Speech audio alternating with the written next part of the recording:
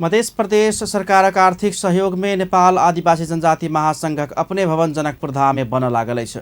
मंगल दिन एक विशेष समारोह के बीच हिंदू परंपरा आ विधि अनुसार मध्य प्रदेश सरकारक आर्थिक मामिला तथा योजना मंत्री शैलेंद्र प्रसाद शाह जनकपुर धाम में भवन के शिलान्यास कयलनि अछि।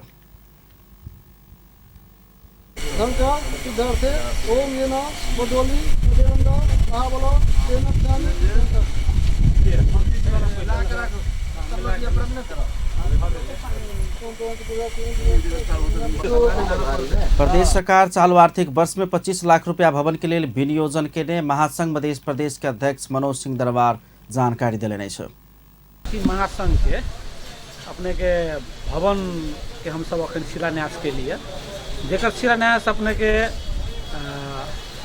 मध्य प्रदेश के अर्थ मंत्री माननीय श्री शैलेंद्र प्रसाद शाह जी केलखिन और ये अपने के खास कर अखन पहलो चरण में 25 लाख रुपया के शुरुआती अपने के इस साल के बजट के पाई भेल और उनकर आश्वासन है कि अपने काज शुरू करूँ और काज शुरू होते तो हम पुनः एहिमे जतेक लागत लगते उ पाई हम अपने के पुनः हम विनियोजित करब। मेरा फिर देव कहे के जनकपुर धाम वार्ड नंबर 8 रामानंद चौक में महासंघ के निर्माण होबा लागल भवन में कार्यालय, प्रशिक्षण आ सभा हॉल सहित 3 मंजिला भवन निर्माण होबा लागल जनाओल गेल अछि।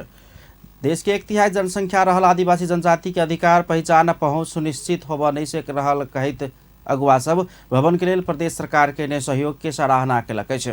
28वां विश्व आदिवासी जनजाति दिवस के अवसर पार कर भवन के शिलान्यास कयल गेल अछि। ओहि अवसर में प्रदेश सांसद सुरेश कुमार मंडल, आदिवासी जनजाति अगुआ कमलेश मंडल, महासंघ के पदाधिकारी सब सहित आदिवासी जनजाति के अगुआ सभक सहभागिता छलनि।